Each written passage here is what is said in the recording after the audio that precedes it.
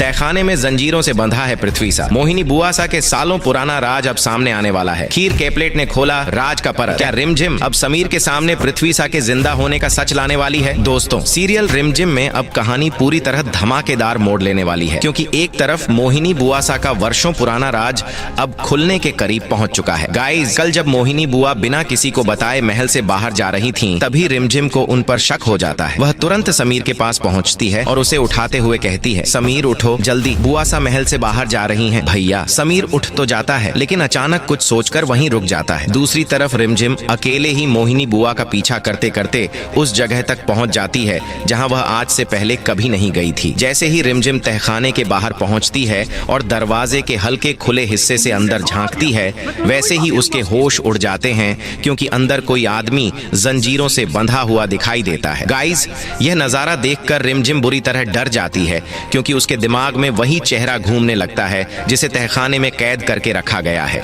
लेकिन सबसे बड़ा ट्विस्ट तब आता है जब वह देखती है कि मोहिनी बुआ खुद अपने हाथों से उस आदमी को खाना खिला रही हैं। अब रिमझिम को पूरा यकीन हो जाता है कि महल में बहुत बड़ा सच छुपाया गया है। इसके बाद रिमझिम भागकर समीर के पास पहुंचती है और उसे तहखाने का पूरा सच बताने की कोशिश करती है। लेकिन समीर अब भी मोहिनी बुआ की साजिश से पूरी तरह अनजान है। वह रिमझिम को समझाते हुए कहता है, रिमझिम, तहखाने में भला कौन हो सकता है? गाइस, अब सवाल यही है कि क्या समीर रिमझिम की बातों पर भरोसा करेगा या फिर मोहिनी बुआ एक बार फिर अपने राज को छुपाने में कामयाब हो जाएंगी। अब देखना काफी दिलचस्प होगा कि क्या समीर आगे रिमझिम का साथ देगा और क्या तहखाने में कैद आदमी का सच आखिर सबके सामने आएगा या नहीं। अब आगे देखना ये बहुत ही ज्यादा इंटरेस्टिंग होगा कि क्या समीर रिमझिम का साथ देकर उस तहखाने के अंदर जाने का प्रयास करेगा और क्या रिमझिम और समीर मिलकर उस तहखाने का राज जान पाएंगे। आगे की कहानी जानने के लिए हमारे साथ जुड़े रहिए।